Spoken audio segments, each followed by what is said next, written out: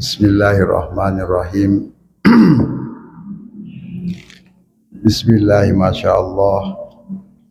La yasukul khaira illallah. Bismillahi masyaallah. Ma kana min ni'matin faminallah. Bismillahi masyaallah. La hawla wa la quwata illa billahil aliyyil azim. Assalamualaikum warahmatullahi wabarakatuh. Jamaah rahimakumullah. Innal hamdulillah wa nasta'inuhu wa nastaghfiruhu wa na'udzu billahi min shururi anfusina wa min sayyiati a'malina. May yahdihillahu fala mudhillalah wa may yudlil fala hadiyalah. Asyhadu an la ilaha illallah wahdahu la syarikalah wa asyhadu anna Muhammadan abduhu wa rasuluh. Qala Allah Ta'ala fil Qur'anil Azim, summa la'atiyannahum min baini aydihim wa min khalfihim wa min aymanihim. Sadaqallahul azim. Pertama-tama tiang ngiring menghaturkan puji syukur kehadirat Allah Subhanahu wa Ta'ala atas karunia-Nya sehingga pada malam hari ini yang dapat ngiring pelungguh semuanya hadir di tempat yang mulia ini. Mudah-mudahan ibadah kita hari ini sampai dengan malam ini diridhoi oleh Allah Subhanahu wa Ta'ala. Amin ya rabbal alamin. Para hadirin sekalian, dalam kesempatan niki tiang ingin membahas yang berkaitan dengan ibadah qauliyah. Ibadah qauliyah itu ibadah yang sering kita lakukan setiap saat. Karena di dalam sholat itu ada rukun 13 di dalam pelaksanaan ibadah sholat. Kemudian yang rukun 13 itu masuk lagi di dalam rukun qauli, rukun fi'li, dan rukun qalbi. Yang rukun fi'li itu kan seperti biasa, kita ruku, kita sujud, kemudian kita i'tidal, berdiri betul, itu rukun fi'li. Tapi apa yang kita ucapkan di dalam sholat itu namanya rukun qauli. Ini mohon maaf yang tidak menggurui tetapi mengikuti jadwal niki yang niki biasa-biasa saja, sama dengan pelungguh senamian. Jadi di dalam pelaksanaan sholat itu kita tidak bisa jauh daripada rukun yang 3 itu. Yang pertama rukun fi'li seperti yang tadi, kemudian rukun qauli. Di dalam rukun qauli ini hanya Fatihah dan Allahu Akbar saja. Niat itu rukun qauli. Kemudian kalau doa iftitahnya sunnah. Tetapi kalau kita meninggalkan itu kita berat. Karena di situ ada kesaksian kita, kesaksian jiwa kita kepada Allah Subhanahu wa Ta'ala. Inni wajjahtu wajhiya lillazi fataras samawati wal ardh. Kemudian ada hal juga yang wajib kita baca, antara lain tahiyat dalam rukun qauli itu.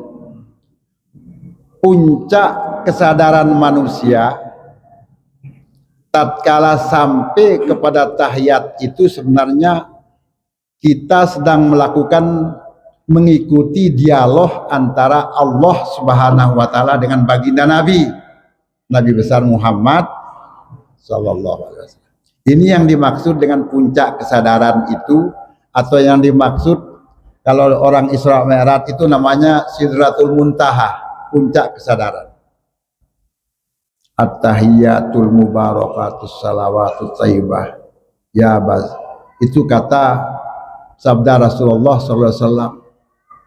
Dijawab oleh Allah, Assalamu alayka ayyuhan nabiyyu wa rahmatullah wa barakatuh. Demikian pula Allah mengucapkan selamat juga kepada baginda Nabi. Nah, kemudian Nabi itu bukanlah manusia biasa, manusia yang egois. Seluruh umatnya tidak ada yang tidak diberikan dengan keselamatan. Maka di situ Allah dan Rasulullah itu mengucapkan assalamu alaina wa ala ibadillahis sholihin. Demikian pula kepada hamba-hambaku yang soleh. Hamba yang soleh itu hamba yang seperti ini, yang senang datang ke masjid. Karena dia datang duduk saja di masjid itu sudah dianggap i'tikaf, apalagi kalau dia akan membaca sesuatu. Nah, membaca sesuatu itulah yang dimaksud dengan ibadah qauli di luar pelaksanaan ibadah sholat. Misalnya kita membaca selawat, Allahumma sholli ala sayyidina Muhammad, kita duduk. Atau kita membaca tasbih, atau kita membaca takbir, itu adalah bagian daripada ibadah qauli. Kita membaca istighfar, astaghfirullah rabbal baraya, astaghfirullah minal hataya. Mari kita beribadah qauli, coba. Astaghfirullah baraya, astaghfirullah minal hataya, Rabbi zidni ilman nafi'a wa wafiqni amalan maqula wa wahab li rizqan wasi'an wa tub alaina taubatan nasuha, taubatan nasuha. Meskipun kita tidak meniatkan untuk ibadah, tetapi kita mengucapkan kalimat-kalimat thayyibah itu masuk dia di dalam ibadah qauli, ibadah yang kita ucapkan, termasuk selawat dan lain sebagainya. Kalau selawat itu hanya satu ibadah, satu-satunya yang dicontohkan oleh Allah Subhanahu wa Ta'ala. Sholat tidak pernah dicontohkan, yang lain-lain tidak pernah dicontohkan, kecuali hanya sholawat saja yang dicontohkan oleh Allah Subhanahu wa Ta'ala. Makanya di dalam Al-Quran itu jelas dikatakan bahwa innallaha wa malaikatahu yusholluna 'alan nabi ya ayyuhallazina amanu shollu alaihi wasallimu taslima. Jadi sesungguhnya Allah itu menghaturkan dan para malaikat itu menghaturkan selawat kepada Nabi. Oleh sebab itu kita wajib hukumnya membaca selawat itu sekurang-kurangnya 9 kali dalam satu hari satu malam. Setiap kita melaksanakan sholat itu kita wajib membaca selawat. Termasuk kesaksian asyhadu alla ilaha illallah wa asyhadu anna muhammadur rasulullah itu 9 kali. Apalagi 9 kali orang yang sudah kafir saja beratus-ratus tahun dia mengucapkan asyhadu alla ilaha illallah wa asyhadu anna muhammadur rasulullah, dihapus kekafirannya oleh Allah Subhanahu wa Ta'ala. Oleh sebab itu kita bersyukur kepada Allah Subhanahu wa Ta'ala, kita tetap dibimbing, diberikan taufik, diberikan hidayah untuk dapat melaksanakan kewajiban ini. Alhamdulillahirabbil alamin. Ini selawat ini mengandung pengertian menurut pendapat para imam ini. Kalau menurut pendapat Imam Hasan Basri, bahwa sholawat itu artinya rahmat, rahmat Allah, kasih sayang Allah. Ini menurut pendapat Imam Hasan Basri. Tapi kalau menurut pendapat Syekh Said bin Zubair, bahwa sholawat itu mengandung hikmah maghfirah, mempunyai nilai maghfirah di dalam pengucapannya.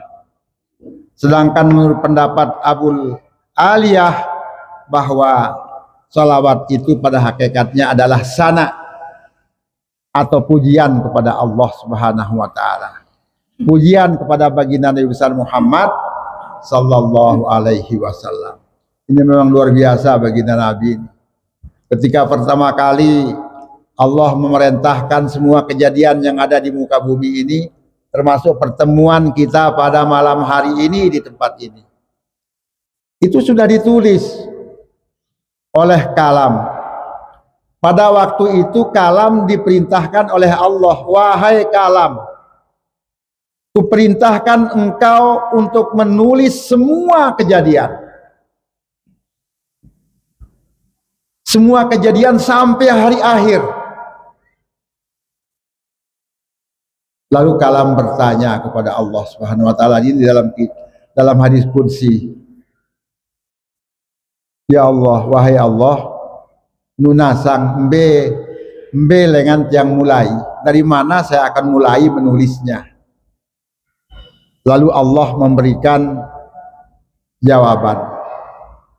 Sebagai bentuk penghormatanku kepada kekasihku Muhammad dan umatnya, maka awalilah seluruh perjalanan itu dengan Bismillahirrahmanirrahim.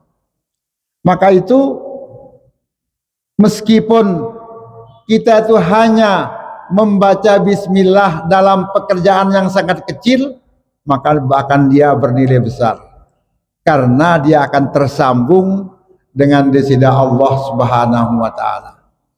Maka kalau dia hendak kita mulai dengan Bismillahirrahmanirrahim, dia terputus dengan rahmat Allah Subhanahu wa taala. Oleh sebab itulah maka ucapan-ucapan itu termasuk ucapan kauliyah, ibadah kauliyah. Ada ibadah yang bersifat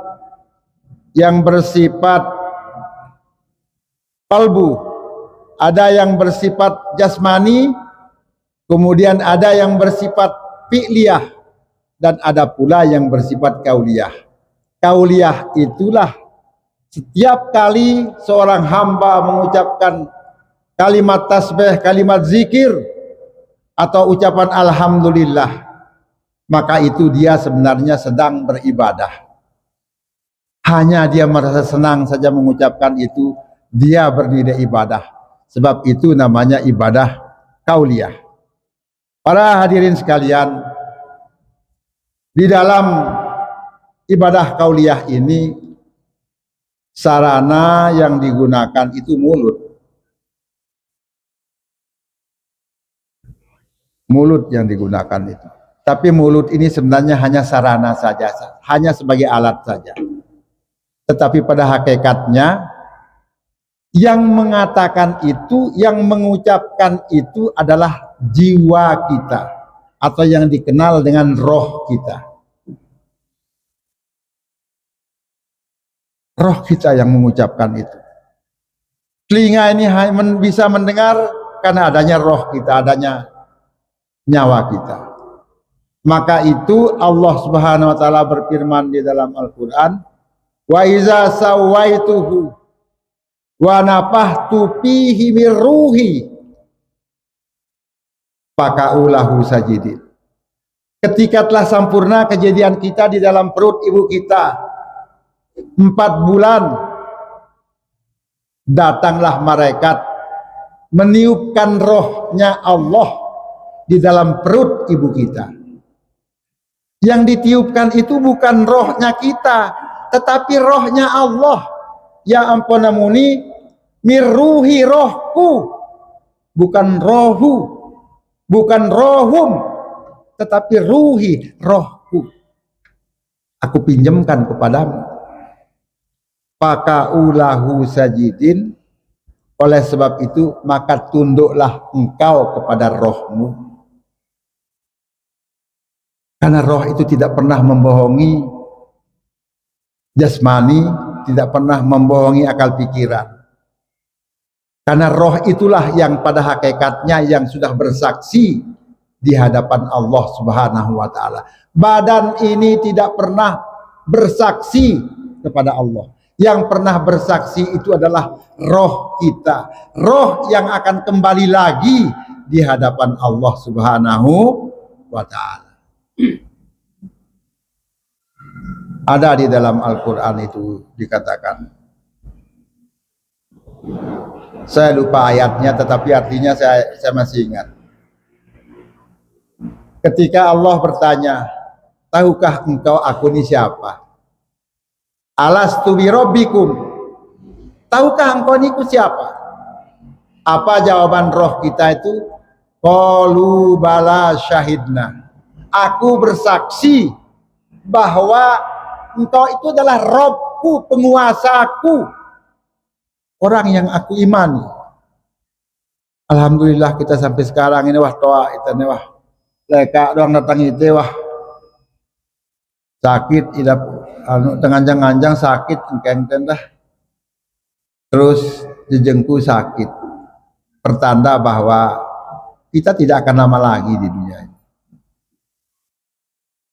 Kita tidak akan lama lagi. Roh kita ini akan segera diambil lagi, akan kita kembalikan lagi, akan diambil lagi. Tamile ke atau tidak tamile, ndekku gemas nguliang rohku. Tidak bisa mengatakan begitu. Atau kita mengatakan, itu dikatakan juga dalam Al-Quran kaitan dengan itu. Kul innal mautalladzi tapirruna minhu fa innahu mulaqikum tsumma turaduna ila alimil ghaibi wasyahadah fayunabbiukum bima kuntum ta'lam. Nang ngombe-ngombe angkun tenjebo lima tapi nang diri tebetok balik ngadu beton si kekah-kekah campur dengan baja. Kita tidak akan bisa lari daripada kematian itu, karena kematian itulah sebenarnya yang mencari kita. Kemudian setelah itu jasmani ini kembali kepada tanah, roh ini menghadap kepada Allah Subhanahu wa taala. Sebelum dia menghadap, dites dulu oleh malaikat Munkar dan Nakir atas izin daripada baginda Nabi besar Muhammad sallallahu alaihi wasallam, karena baginda Nabi itu sebagai pembawa rahmat bagi seluruh alam. Wa ma arsalnaka illa rahmatan lil alamin, lekan lae na jadi pembawa rahmat lekan sebelum adanya dunia. Ketika dia Nabi Adam diciptakan juga sebagai pembawa rahmat. Ketika dia nikah Nabi Adam juga sebagai pembawa rahmat. Yang pada mas kawin Siti Hawa ini dia minta 2 kalimat syahadat yang jadi mas kawinnya. Dia merentan si nengka apa mas kawin bi jadi seperangkat pakaian sholat. Seperangkat pakaian sholat aja keroblah aja nanti bukan nah seperti itu. Sederhana. Seperangkat pakaian sholat. Setelah itu adikku yang tercinta karena nyerah ya. Inilah mas kawin yang kau minta, mudah-mudahan bermanfaat dunia dan akhirat. Ya ongkat semama nemuni. Terima kasih suamiku yang tercinta, mudah-mudahan dia bermanfaat dunia akhirat. Jelo sino doang tonara kata-kata cinta, kata-kata si lain-lain. Jema lamun wah toa seninana misalnya kena naena si batu matan bi lain-lain doang kita.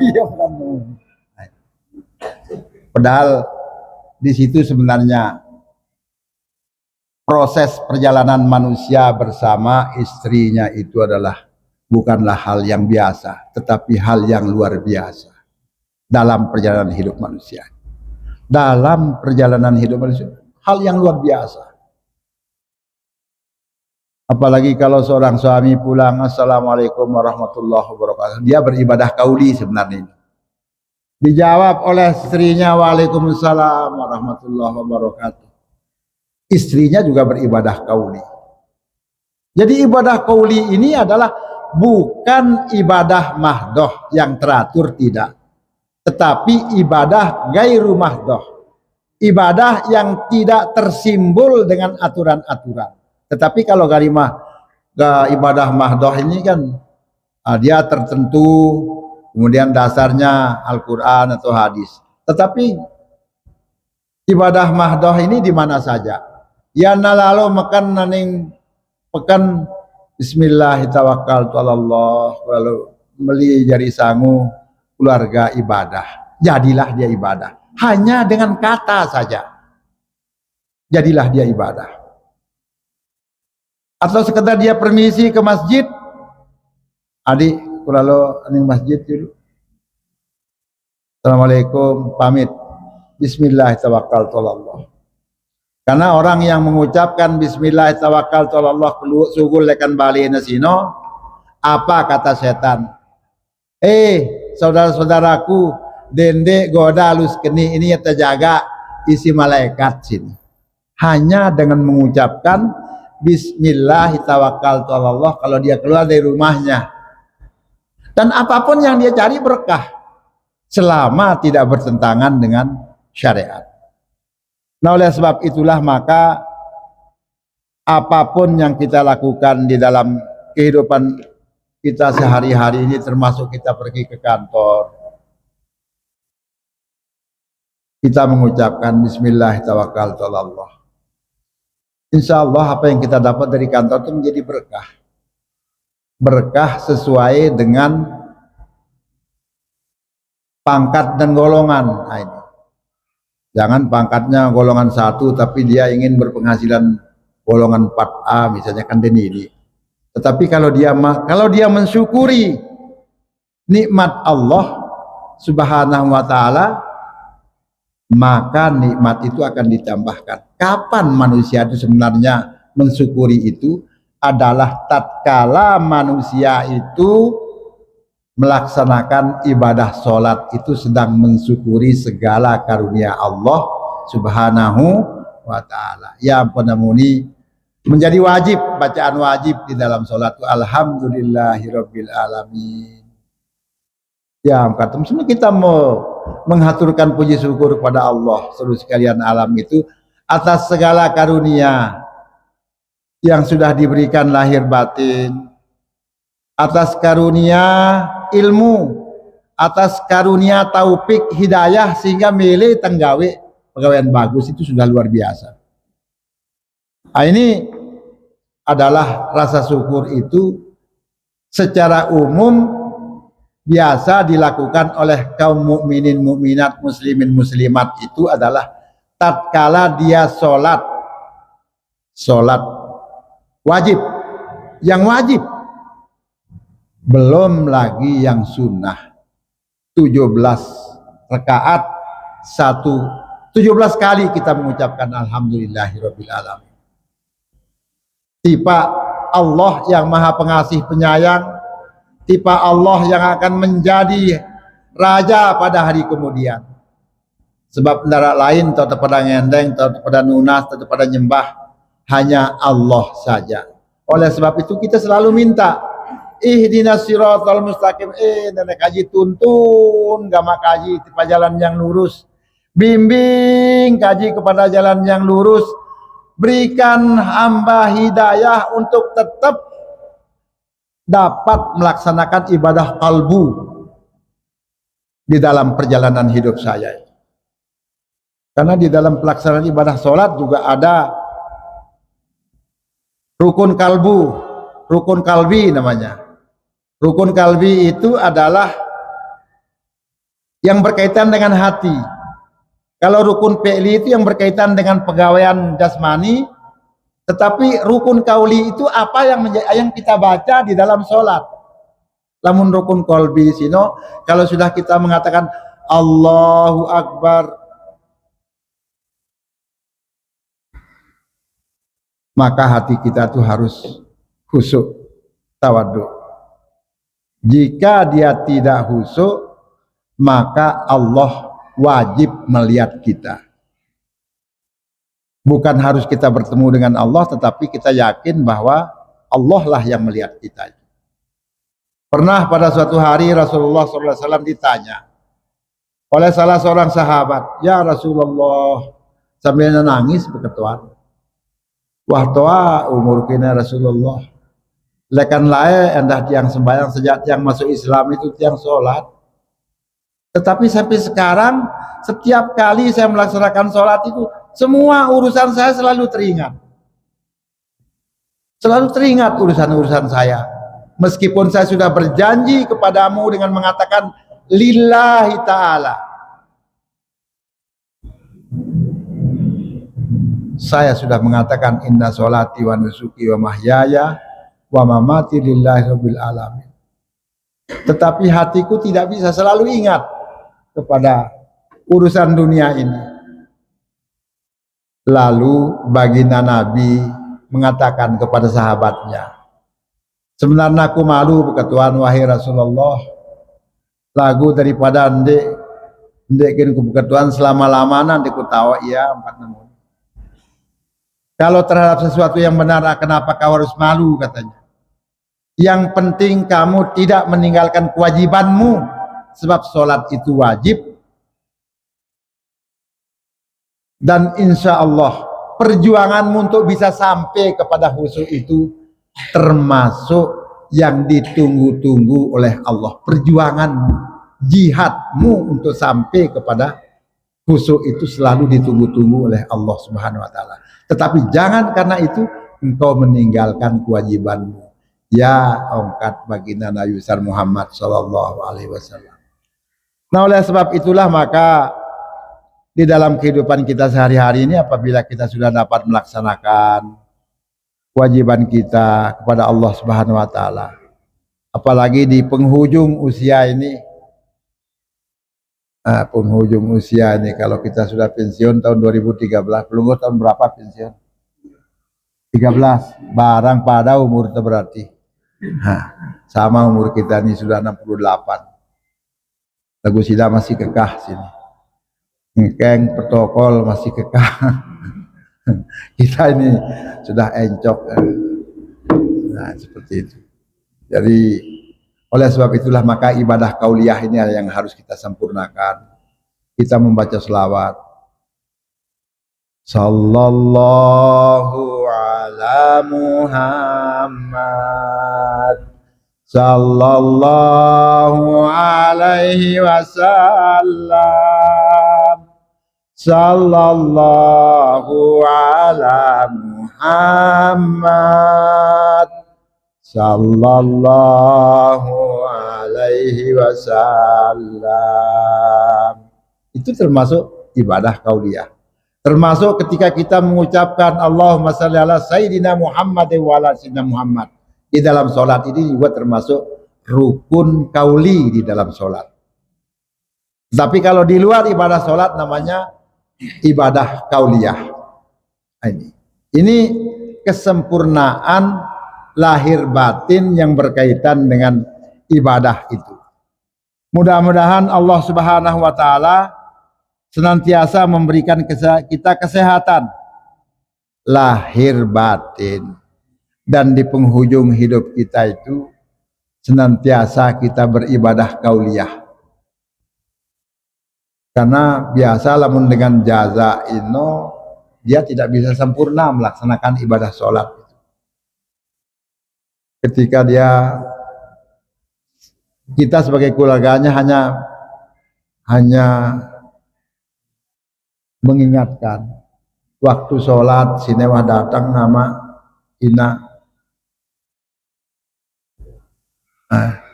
Tapi sekarang ini kan nemen tua-tua jarang barang ke anak jarin. Wah denara, wah pada rumah tangga kaca dua-dua dan pada tua-tua telibali. Sita si mama sakit engkeng, ya si Nina misalnya mencret padan tanpa sakit. Tapi Allah Subhanahu wa taala itu menurunkan rahmat dan kasih sayangnya serta pengampunannya kepada hambanya yang beriman dan bermanfaat kepada sesama Islam selama dia beriman kepada Allah Subhanahu wa taala. Ende nara kacana pada iman sini. Makanya dikatakan di dalam sebuah hadis, ende nara si paling abdolna selain daripada iman kepada Allah Subhanahu wa taala bagi manusia ino wa naf'udil muslimin, termasuk dia bermanfaat bagi sesama Islam. Senina ta Islam kalau di mana ras kecer gaji pensiun sadek saja. Itu kita bermanfaat sebagai suami kepada istri. Istri sejari-jarinya dengan kekurangan itu, dia sabar menerimanya. Oh, warnanya dengan pensiun sekedip doang diterima, maka jadilah dia sesuatu hal yang barokah di dalam kehidupan. Banyak itu tidak mesti. Ada sahabat yang niki, kalau uang saya sekian Pak, kira-kira berapa zakatnya? Yang bada ya sang lebih 500 juta lah segini lu kepeng aja. Apa ongkat nasihat istrinya? Dende wah bejekat julu kakak ongkat nemuni jemaah teputer julu kepeng ini katanya. Ini kalau dia zakatnya banyak enggak dikeluarkan. Lagu lamunara 500 rupiah misalnya zakatnya atau 500 yu cepat dia keluar. Yang banyak itu yang sulit. Makanya oleh sebab itulah maka kepada kita berharap kepada para pengusaha, kepada para wira swasta itu, karena zakat itu syaratnya sampai nisab saja. Yang penting sudah sampai nisabnya dan memenuhi kuota untuk dia zakatkan zakat. Gimana sekali? Tetapi kalau dia terlalu banyak, kadang terjadi seperti sahabat yang itu. Dinasehati sama istrinya, dende wasugulang dulu kepeng sini jadi zakat, tapu terjulu. Sekitar jarak 8 tahun kalau tidak salah, jarak 8 tahun. Hai. Seperti itu. Mengalami hal yang. Jadi itu zakat itu apabila sudah sampai nisab, tidak terpenuhi akal baliknya pun tidak menjadi masalah. Sama kanca dengan nuntut ilmu. Dengan nuntut ilmu sino, dia tidak perlu akal balik. Tidak ada ketentuan muningeno. Ketentuannya wajib nuntut ilmu itu sejak dia masih dalam buayan ibunya sampai masuk liang lahat. Bukan sunnah, wajib. Makanya Pak Asisten 1 ini tiba-tiba ada jadwal ngisi bentono, siap Pak Asisten yang ngisi bane wah pun yang ceramah belau bedaya bertimu bebarat jarina. Tapi mudah-mudahan saja ada hikmah pada kita semuanya. Ini kaitan dengan oleh sebab sino kita syukuri saja, banyak syukuri, sedikit juga syukuri. Cara mensyukuri itu sebenarnya pada hakikatnya adalah ketika manusia itu, ketika hamba itu sedang melakukan sholat. Ketika dia melaksanakan sholat itu dia sedang munajat kepada Allah Subhanahu wa taala. Dengan membaca surat Al-Fatihah itu munajat. Alhamdulillahirabbil alamin. Bukan menyelesaikan kewajiban saja, tetapi terpenuhi semua hal. Itu antara subuh dengan zuhur, antara zuhur dengan asar, antara asar dengan maghrib, antara maghrib dengan isya. Jarak. Apalah terus ada syahadatnya, ada selawatnya lagi. Seperti kata tiang Singone, dengan siwahna kafir selama ratusan tahun doang, hanya dengan mengucapkan satu kali asyhadu alla ilaha illallah wa asyhadu anna Muhammadur Rasulullah. maka sudah hilanglah kekafirannya dan dianggap sudah dinyatakan sebagai orang yang beriman. Haslataini la abdalu minhuma al imanu billah wa naf'ulil muslimin. Ndenara kancana pada bagi diri manusia sino adalah setinggi-tingginya, sebaik-baiknya, seabdol-abdolnya adalah tetap mempertahankan imannya kepada Allah Subhanahu wa taala. Wa naf'ulil muslimin, dan bermanfaat bagi sesama Islam. Ini. Para hadirin sidang Jumat, Para hadirin jamaah rahimakumullah.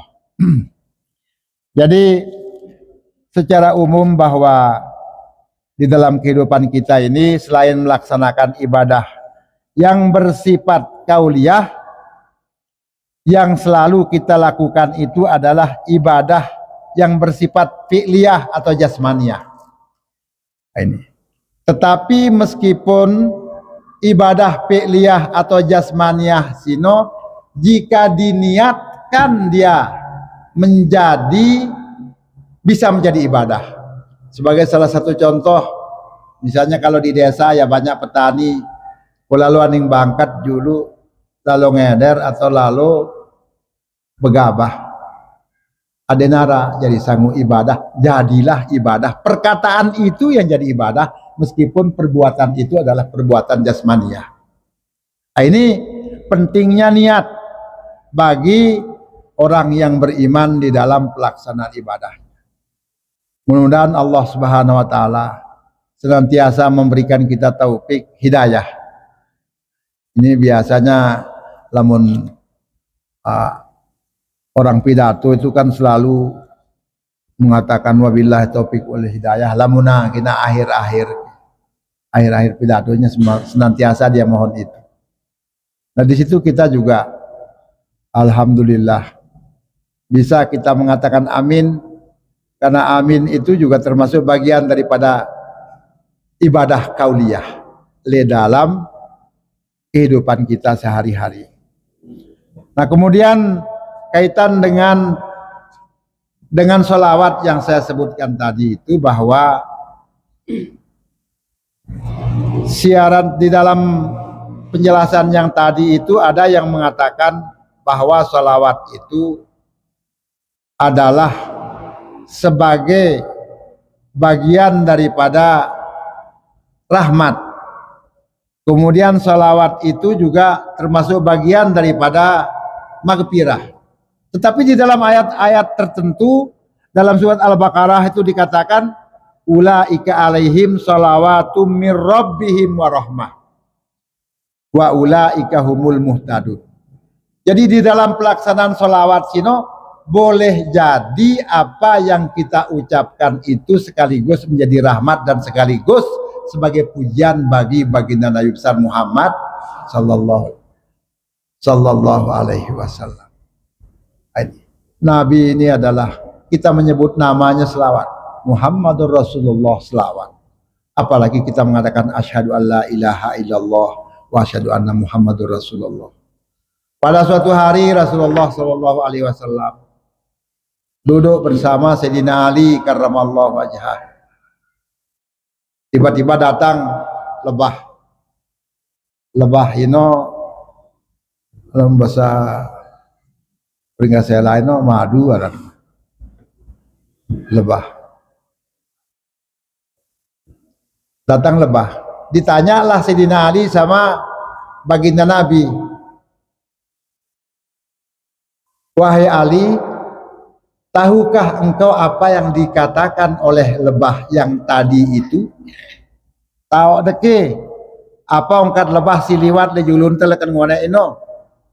Hanya pelungguh doang yang mengetahuinya, wahai Rasulullah. Lalu Rasulullah memberikan penjelasan kepada Sayyidina Ali, wahai Ali, lebah yang tadi itu mengundang kita untuk menikmati madu yang sudah disiapkan. Oleh sebab itu kuperintahkan kepadamu, wahai Ali, bait madu sino. Diambillah madu itu sama Sayyidina Ali. Nah kemudian setelah itu dibawa datang di hadapan Rasulullah Shallallahu Alaihi Wasallam. Kemudian datang sahabat, datang lebah itu, dan Rasulullah didengar oleh Sayyidina Ali itu bertanya, wahai lebah, apa sebabnya engkau menghisap bunga yang pahit, bunga yang asam, bunga yang kadang-kadang tawar, kemudian berubah menjadi manis? Dijawab oleh lebah itu, wahai Rasulullah Sallallahu Alaihi Wasallam, junjungan semua alam, kekasih Allah Subhanahu Wa Taala, setiap kali aku mengambil makanan dari bunga-bunga yang ada di situ, sebelum itu saya mengucapkan sholawat kepadamu wahai Rasulullah. Itu sebabnya dia berubahlah menjadi manis. Didengar oleh Sayyidina Ali. Itu semuanya disiarkan kepada oleh Sayyidina Ali itu. Disiarkan oleh Sayyidina Ali. Oleh sebab itulah maka di dalam berselawat itu ada juga selawat yang disusun oleh Profesor Dr. Kiai Haji Saifuddin Zohri, dulu pernah menjadi Menteri Agama.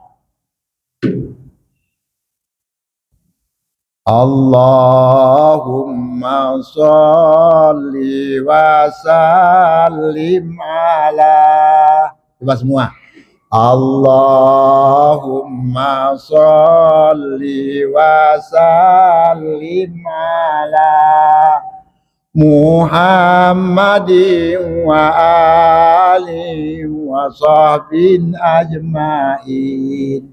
Itu katanya selawat itu. Kemudian di situ ditambahkan dengan doa, Allahumma hadina tariqal mustaqim, tariqam mir ruhi Jibril al-matin, Allahumma salli wa sallim ala Muhammadin wa alihi wa sahbihi ajmain. Allahumma hadina tariqal mustaqim, tariqam mir ruhi Jibril al-matin. Ada juga yang mengatakan tariqam minallah rabbil alamin. Ya Allah, berikanlah hamba petunjuk jalan orang-orang yang bertakwa. Tariqam minallahi rabbil alamin, sebagaimana jalan yang sudah ditentukan oleh Rob sekalian alam. Saya kira ini dulu yang dapat yang aturkan, mohon maaf atas segala kekurangannya. Yang senang pada malam hari ini karena banyak teman-teman tiang yang dulu sama-sama mengabdi sebagai abdi negara di Pemda Lombok Timur ini berjumpa pada malam hari ini. Jazakumullah khairan katsira, wabillahi taufik wa hidayah. Wassalamualaikum warahmatullahi wabarakatuh.